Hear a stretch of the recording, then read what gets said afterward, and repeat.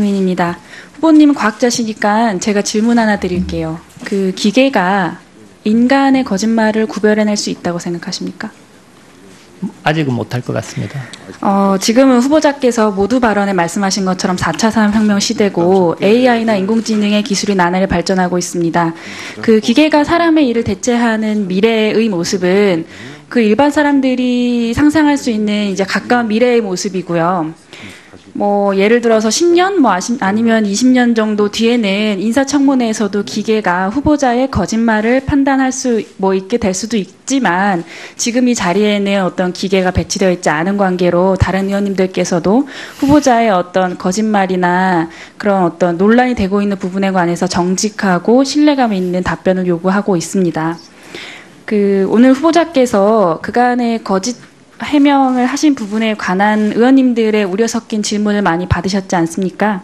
저 또한 후보자님의 그 과거 발언들과 신상에 관한 질문을 몇 개 드릴 텐데 오해하지 않으셨으면 좋겠는 게 후보자께서는 사실 여지껏 뭐 과학자로서 아니면 학자로서 아니면 본인이 말씀하신 대로 소시민으로서 열심히 살아오셨고 또 논란이 되고 있는 어떤 종교적 색채 또한 일개 개인으로서 마땅히 이제 누려야 되는 종교적 자유라고 저는 생각을 합니다만 그 후보자가 개인의 신분을 떠나서 그 장관 후보자로서 그 부분에 관한 해명을 하는 과정에서 스스로를 속이는 본인이 살아온 인생을 부정하는 거짓말을 했다는 논란이 일고 있기 때문에 그것은 이제 절대적인 정직함을 요구하는 국무위원의 자세로서는 아주 부적절하다고 생각합니다. 국민의 관점에서 아주 합리적으로 거짓말이라고 의심되는 부분에 관한 질문을 좀 드리도록 하겠습니다. 질문 드리기 전에 아까 존경하는 김병관 의원님께서 지구의 나이를 후보자께 여쭤보셨고 후보자는 6,000년이라고 말씀하셨잖아요. 근데 여기서 세종대 이제 초빙 교수님이 지구가 6,000년 전에 만들어졌다고 믿는 사람을 보면 태양이 지구 주위를 돌고 있다거나 지구가 평평하다고 믿는 사람을 보는 것과 같은 기분이 든다. 그런 판단력을 가진 사람에게 나라의 중요한 정책을 맡기려 한다는 소식은 과학자들에게 경악을 넘어 공포를 안긴다라고 말했습니다. 그렇게 말한 제 생각이 아니고 이제 과학자들의 말입니다. 박 후보자께서는 한국창조과학회의 이사와 국제위원회 위원장 등으로 활동하셨죠? 예. 그러다가 중기부 장관 후보 지명 후에 청와대 요구로 사퇴를 하셨어요. 그죠? 예. 청와대가 정확하게 어떤 워딩으로 이사직에 사퇴를 하라고 말하던가요? 공직자는 사회이사 겸직이 안 된다고 해서. 네, 잘 알고 계셔서 예. 후보자께서도 본 의원의 서면 질의에 대한 답변에 기독교 신자로서 신앙적 차원의 창조신앙을 믿고 있으며 과학적 방법론에 입각한 진화론을 존중합니다라고 답변을 해주셨어요. 예. 근데 그간 행보가 이 답변이 명백하게 허위라는 것을 합리적으로 의심하게 합니다. 후보자께서 2007년에 연대에서 학술대회 참석해서 뭐라고 말씀하셨냐면요. 잘 기억나실지 모르겠지만 오늘날 자연과학뿐만 아니라 모든 분야가 진화론의 노예가 됐다. 이 사회의 복음을 전파하기 위해서 법률 기업, 특히 행정에 관한 모든 분야의 성경적 창조론으로 무장한 사람들의 배치가 필요하다고 말했고요. 지난해 5월 달에 한국창조과학회 주관 학술대회에서는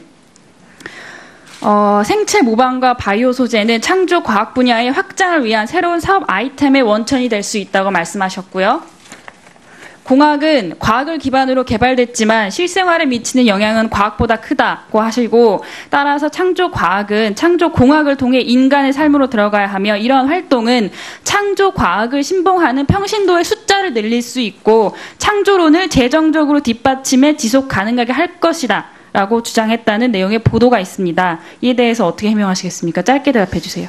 제가 말구 하나하나를 다 기억하지는 못하지만 네. 신앙적인 활동으로 다 생각을 하고요. 정말 제가 창조과학을 한 번도 연구한 적은 없고 복음을 전파하고 좋은 기독교인들이 각 분야에 나가야 된다고 하는 부분에 대해서는 당연히 기독교인으로 했다고 생각합니다. 아까 다른 의원님들 질의에서 종교와 학문을 아주 본질적으로 분리해서 이제까지 살아오셨다고 했는데 제가 방금 말씀드렸던 발언들은 학술대회에서 본인 직접 말씀하신 내용이에요. 기독교 학술대회로 알고 있습니다. 아시아 창조학술대회가 기독교에서 주관하는 학술대회인가요? 제가 알기로는 미국의 AIG라고 하는 미국 창조과학회에서 주관을 했다고 알고 있습니다. 그 후보자에 대해서 현재 많은 과학자들의 반대 의견이 많은 건 아시죠? 예. 그 부분에 관해서 그냥 과학자들뿐만이 아니라 일반인들도 54%에 해당하는 분들께서 장관으로서 적절치 못하다라는 응답을 했는데 본 의원이 문재인 정부의 부담을 덜어준다는 측면 내에서도 조금 사퇴를 결심하시는 게 오히려 더 용단 있는 결정이 아닌가라고 생각합니다. 답변 드려도 되겠습니까? 아니요, 괜찮습니다. 네, 김수민 의원님 수고하셨습니다. 좀 어기구 의원님이 좀 급한 일 있으셔서 꼭 오전 질의를 하셨다 그러니까 어기구 의원님까지 질의하도록 하겠습니다. 네, 수고가 많습니다. 저는 정책 질의 좀 몇 가지 하겠습니다. 그 독일 경제가 잘 나가는 이유가 그 독일은 중소기업들의 강한 국가 경쟁력 아시죠? 그리고 세계 시장을 선도하는 이 중소기업들이 많기 때문에 독일 경제가 지금 고용률이나 성장률 면에서 튼튼하다라고 독일인들은 자랑하고 있습니다. 아십니까? 예. 근데 왜 이 독일의 그 중소기업들이 잘 나가는지 강한 이유가 뭐라고 보십니까? 후보자께서는. 저는 개인적으로 제일 중요한 게 인력 구조라고 생각을 합니다. 인력 구조요? 예. 어떤 인력 구조를 말씀하십니까? 연구 인력이 대기업하고 중소기업에 그 똑같이 있기 때문에 실질적으로 부가가치가 똑같이 나오고 그렇기 때문에 그러니까 예. 저기 독일 같은 경우는 대기업과 중소기업 간의 연구 인력뿐만이 아니라 노동자 임금도 차이가 안 납니다. 아시죠? 맞습니다. 예. 그 우리나라 같은 경우는 이 중소기업이 이렇게 이거 제대로 자기 역할을 못하고 크지를 못하고 있는 상황이죠. 그죠? 생태계 아주 안 좋죠. 기업 생태계가. 그 이유가 뭐라고 생각하십니까? 독일 얘기 하나만 더 해도 되겠습니까? 독일 얘기는 들은 걸 시간이 없기 때문에 우리 예. 같은 경우는 지금 이 대기업 재벌 이쪽에 그 잘못된 적폐 때문에 그런 거 아니에요? 지금 현재 불공정에 대해서 예. 100% 동감을 합니다. 그러니까 우리 지금 재벌들 대기업들이 말이죠. 이 중소기업과 같이 커야 나가야 되는데 독일 같은 경우는 이 동반자 관계입니다. 이 대기업과 이 중소기업들이 서로 이렇게 우리 막 잡아먹지 않아요. 서로 상호 보완 관계거든요. 임금도 마찬가지고. 근데 우리나라 같은 경우는 이 대기업들 몇 개의 대기업들, 재벌 대기업들이 이 납품 단가 후려치기부터 이 문화발식 경영, 기술 탈취, 일감 몰아주기, 골목 상권 파기 이게 다 이 재벌들이 지금 하는 거 아니겠습니까? 이거를 좀 막아야 되는 거잖아요. 그래야 이 우리나라의 고용의 80%, 90%를 책임지고 있는 중소기업들이 살아날 거 아니겠습니까? 자영업자와 소상공도 살아나고 그죠? 이 재벌들하고 맞짱 뜰 자신 있어요? 제가 그 이전에도 말씀드렸다시피 예. 그 독일은 의원님께서도 상생이라고 하지 않았습니까? 네. 그리고 그 57%인가가 중소기업들이 대기업이 의지가 없다. 예. 실질적으로 그 나라 국가의 수준은 그 국민의 생각의 수준이고요. 그러니까요. 실질적으로 이게 저희들이 생각을 바꾸는 작업을 아주 오랫동안 해야 된다고 생각을 합니다. 그러니까 오랫동안 하는 게 아니라 지금 우리 문재인 정부께서 우리나라의 심각한 문제가 사회 양극화 문제 아니겠습니까? 사회 양극화 문제의 핵심은 이 대기업과 이 중소기업, 대기업과 소상공인 자영업자의 격차를 지금 줄이려고 이 중소기업부를 만드는 거 아니에요. 맞습니다. 후보자께서는 초대 장관인데 이 문제를 해결을 할 막중한 책임이 있단 말입니다. 예? 여기에 대한 능력 있어요? 능력? 이 소상공인 다 자영업자 어떻게 살릴 거예요?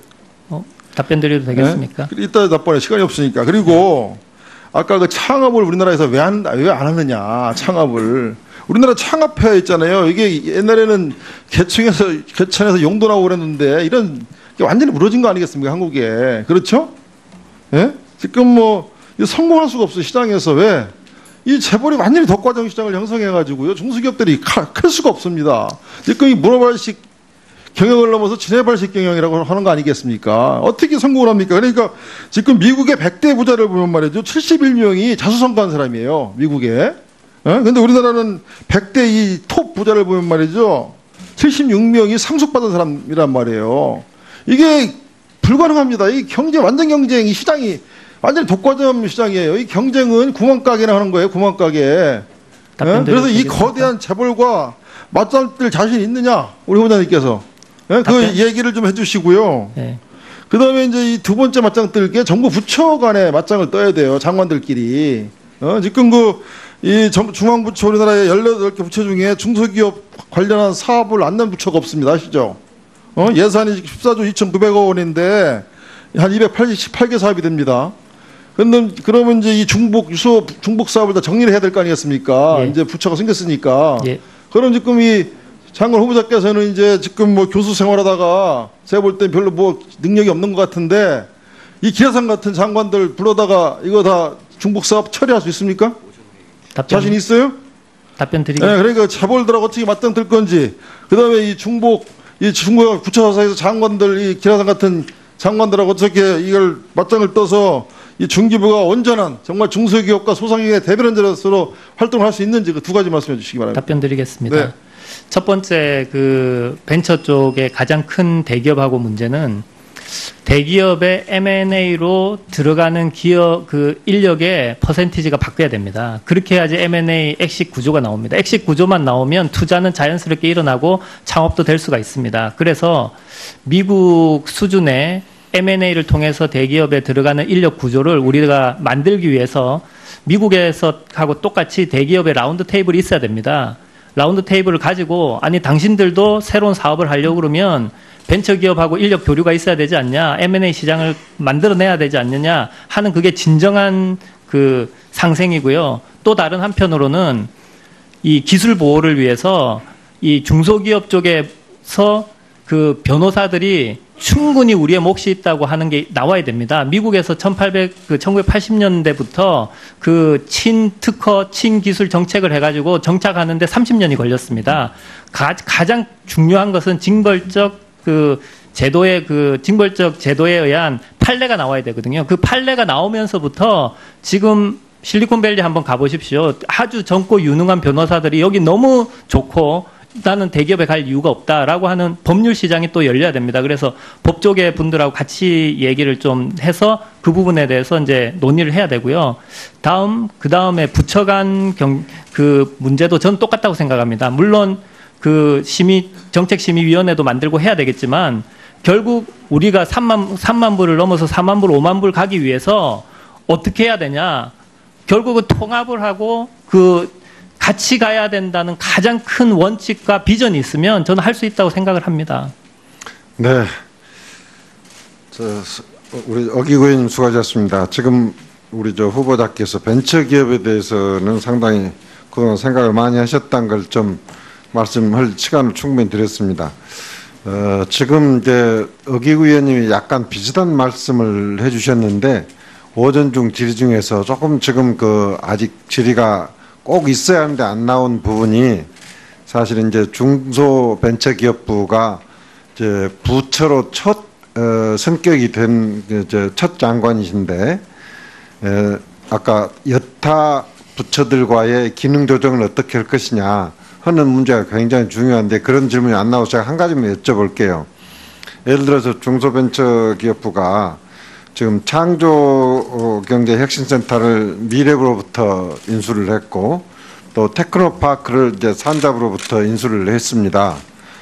그런데 사실 이제 테크노파크는 창조경제혁신센터는 대기업하고 연계가 핵심 아니겠습니까? 맞습니다. 그렇기 때문에 대기업과의 지금 연계가 근데 지금 이 정부 들어와서는 좀 지속 지원이 사실 어려운 단계로 들어섰어요.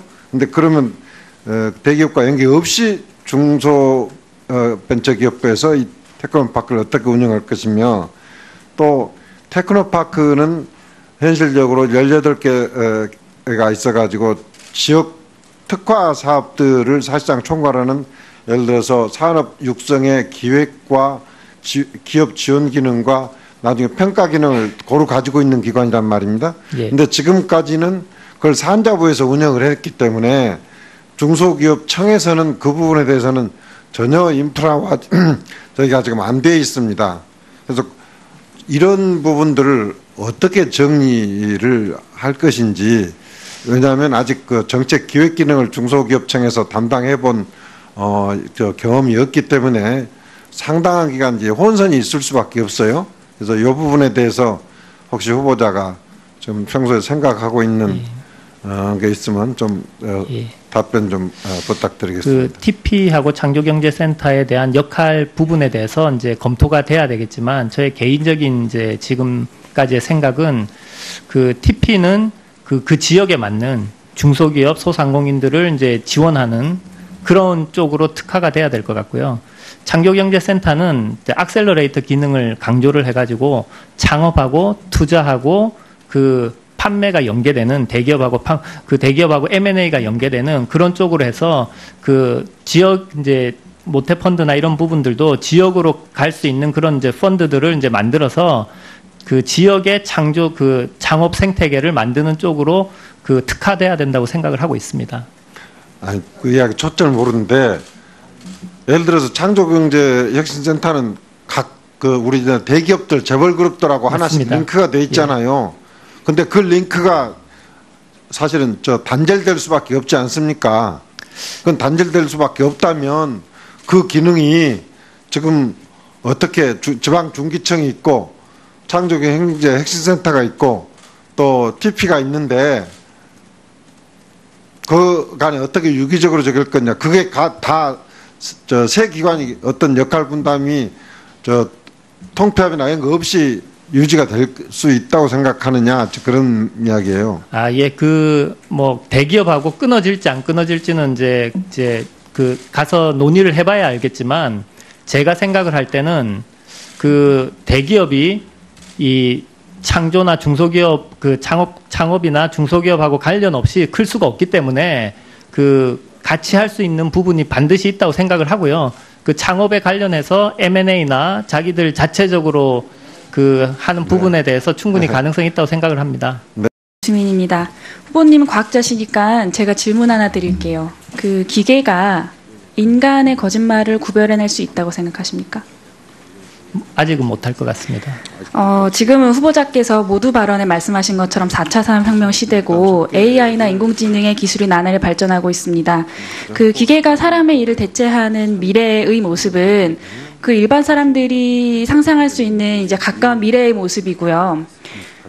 예를 들어서 10년, 아니면 20년 정도 뒤에는 인사청문회에서도 기계가 후보자의 거짓말을 판단할 수 있게 될 수도 있지만 지금 이 자리에는 어떤 기계가 배치되어 있지 않은 관계로 다른 의원님들께서도 후보자의 어떤 거짓말이나 그런 어떤 논란이 되고 있는 부분에 관해서 정직하고 신뢰감 있는 답변을 요구하고 있습니다.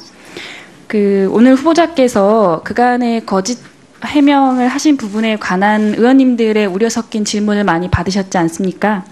저 또한 후보자님의 과거 발언들과 신상에 관한 질문을 몇 개 드릴 텐데 오해하지 않으셨으면 좋겠는 게 후보자께서는 사실 여지껏 과학자로서 아니면 학자로서 아니면 본인이 말씀하신 대로 소시민으로서 열심히 살아오셨고 또 논란이 되고 있는 어떤 종교적 색채 또한 일개 개인으로서 마땅히 이제 누려야 되는 종교적 자유라고 저는 생각을 합니다만 그 후보자가 개인의 신분을 떠나서 그 장관 후보자로서 그 부분에 관한 해명을 하는 과정에서 스스로를 속이는 본인이 살아온 인생을 부정하는 거짓말을 했다는 논란이 일고 있기 때문에 그것은 이제 절대적인 정직함을 요구하는 국무위원의 자세로서는 아주 부적절하다고 생각합니다.